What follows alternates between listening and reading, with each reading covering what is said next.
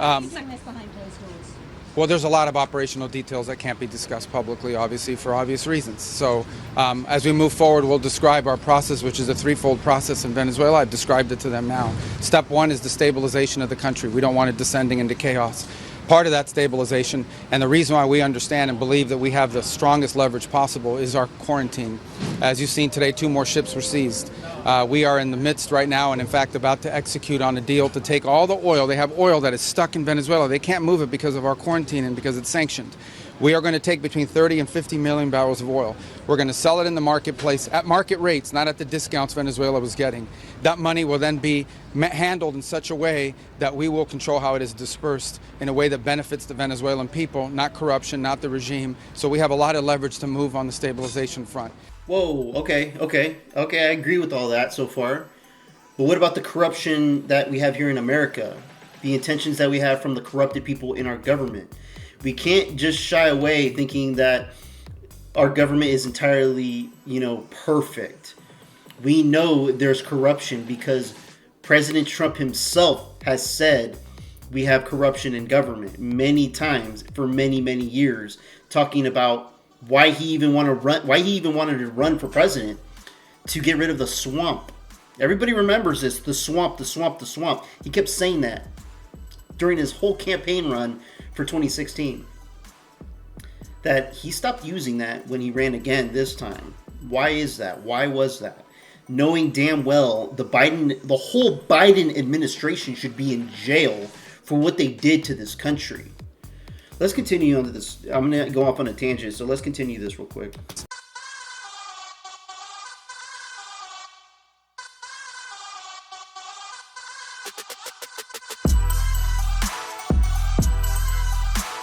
The second phase will be a phase that we call recovery, and that is ensuring that American, Western, and other companies have access to the Venezuelan market in a way that's fair. Also, at the same time, begin to create the process of reconciliation nationally within Venezuela so that the opposition forces can be amnestied and released and from prisons or brought back to the country and begin to rebuild civil society. And then the third phase, of course, will be one of transition. Some of this will overlap. I've described this to them in great detail. We'll have more detail in the days to follow.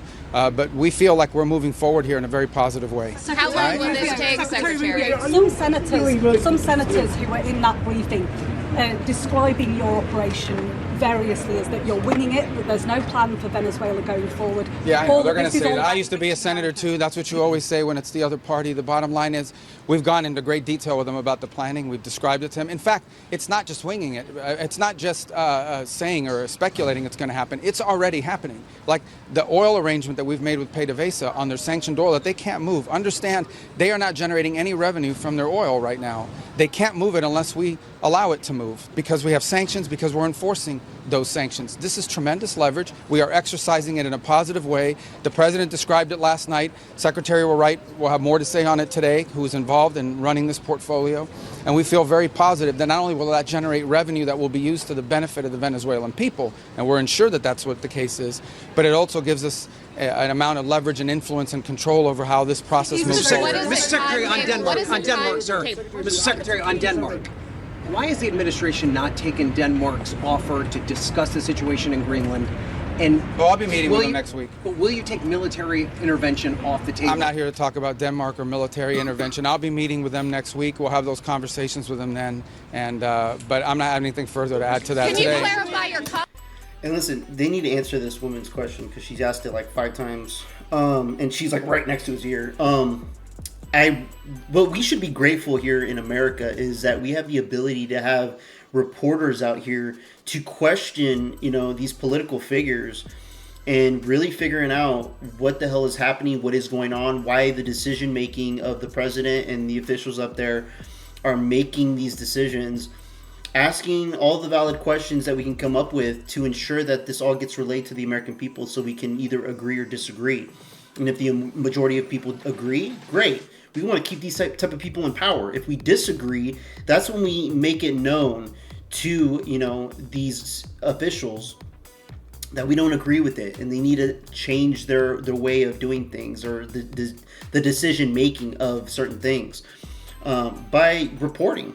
Reporting is the number one way, and that's why I really like that there's now independent journalists out there really figuring things out, the truth of what's going on, because a lot of these other journalists, they're asking some good questions, but there's also some dumb questions where they're just trying to peddle around and not ask the tough questions that need to be asked for the majority of the people. Secretary of State Marco Rubio I've been hearing that he's someone that may be up and running for vice president for J.D. Vance for the next election.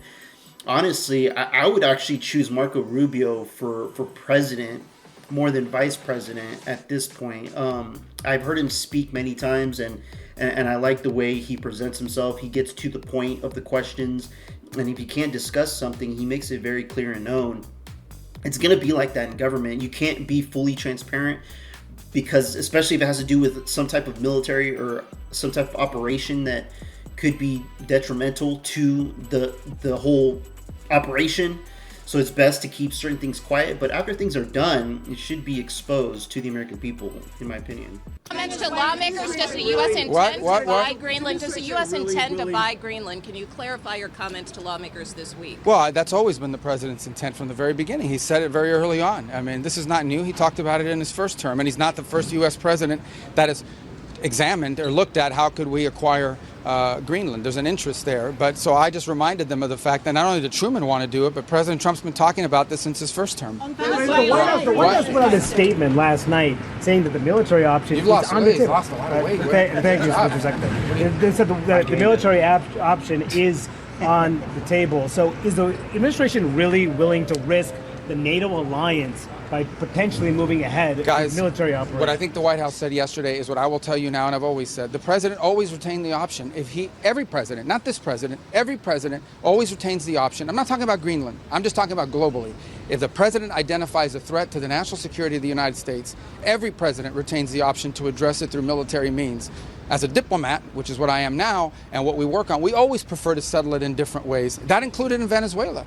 We tried repeatedly to reach an outcome here that did not involve having to go in and grab an indicted drug trafficker. Those were unsuccessful, unfortunately. The people of Venezuela are waking up to the same regime. Do you not worry about that? Well, first of all, the bottom line is that there is a process now in place where we have tremendous control and leverage over what those interim authorities are doing and are able to do. But obviously this will be a process of transition. In the end, it will be up to the Venezuelan people to transform their country. We are prepared under the right conditions, using the leverage that we have, which includes the fact that they cannot move any oil unless we allow them to move it to... Well, again, I'm not going to give you a timeline on it. Just as it is for the American people to shape our own government. He made it perfectly clear about how it's going to be up to the Venezuelan people to shape their government. And that's how people in America need to see that towards our own government. There's a lot of people in this country, I feel, that want to have the freebies that the government can give us to shut us up and just live day to day, that 9 to 5 that I explained, and not actually have people in power actually looking out for us with good intentions. Wanted to move as soon as possible, but we didn't expect this would. It's been 3 days since this happened, 4 days since this happened. So I understand that in this cycle and society we now live in, everyone wants instant outcomes. They want it to happen overnight. It's not going to work that way. But we're already seeing progress with this new deal that's been announced and more deals to follow. You're already seeing how the leverage the United States has over those interim authorities is going to begin to lead to positive outcomes. How much does this cost American taxpayers? How long should the American public? It doesn't cost us. The involvement, the U.S. involvement in Venezuela, how much will it cost? Well, it isn't going to cost us any money. For example, this oil deal that's happening doesn't cost us any money. On the contrary, and if it opens up, no money to well, look, I don't have the numbers. What operation are you talking about? The entire thing? Yeah. Well, these troops are going to be deployed. None of these troops sit in a dry dock waiting for action. They're deployed somewhere in the world. If they're not here, they're somewhere else. Just today, our forces not deployed to the Caribbean seized a boat, a sanctioned boat tied to the IRGC that tried to flee from us. That happened somewhere else. We are constantly involved in action. We have boats in the Mediterranean. We have ships in the Middle East. We have ships in the Indo-Pacific. These ships, if they weren't in the Caribbean, they'd be somewhere else conducting activity. Yeah. That's what the Navy does. I want to emphasize that question from CNN. The question's never asked how much does it cost when they're in the Mediterranean or the Red Sea or the Indian Ocean or the Pacific. But now that they're in our hemisphere, on a counter-cartel mission or ensuring that an indicted individual comes to justice. Now you're asking the question of cost. It's a disingenuous question to begin with. You're trying to find any angle possible to undermine the success of one of the most historic military missions the world has ever seen. The level of sophistication that Senate just was briefed on and the House was briefed on, a classified level, is something only the United States of America can accomplish. The world is taking notice of that. Certainly Venezuela is taking notice of that. And it continues because 2 oil tankers, 2 overnight, were seized by the United States of America, stateless or sanctioned, because the oil blockade, the quarantine of oil out of unsanctioned or stateless, sanctioned or stateless vessels continues. That leverage will continue as Secretary Rubio outlined. So our military is prepared to continue this. As he said, the president, when he speaks, he means it. He's not messing around. We are an administration of action to advance our interests, and that is on full display. We're happy to brief the House and the Senate. We have nothing to hide. 2 quick things, okay? Number one, because we have to go, because we got to brief the House, and if we don't and they're pissed at us, you guys better defend us. That was because we were talking to you.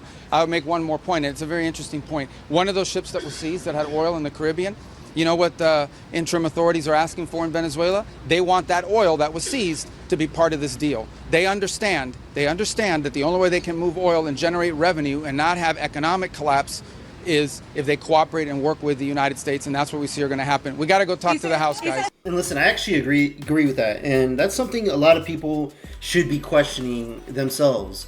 Is would you rather live in a country where we have our government literally do nothing in this country, for the world, making any type of partnerships with other leaders in this world, and causing more destruction within our own country by opening the borders, not giving a damn about the homeless people and all these different problems that have been going on in the last administration, was basically the huge boiling point of letting the majority of the people know, hey, this is how we're gonna live. This is how the United States of America is. This is what so many brave men and women have died to fight for this country in the past, and this is what we get. No, this is why the majority of people said, you know what, we talked so much crap about Trump in his first term. I think we needed that for this country, because Trump is not somebody that was just, oh, okay, I'm the president now, I have power, and I'm gonna go, sleep on the beach and chillax and not do anything, and I'm gonna help the world by just opening the borders. People are getting killed by random people that are coming in from other places. It's gonna happen. And then having the press secretary deny everything. The whole Biden administration needs to go to jail, in my opinion. But having somebody like Trump, Pete Hegseth, and Marco Rubio, I mean, these guys are all about you get done. All about action.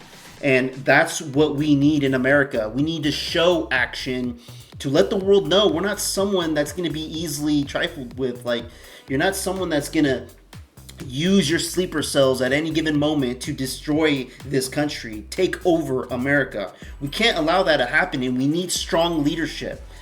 And all the people complaining out there about Trump this, Trump that, get over your Trump derangement syndrome and think about the majority of the people of this country and the safety of America. Let me know what you guys think about that in the comments below. Like and subscribe, I would appreciate it. Till next time, peace out, everybody. This one's for Charlie.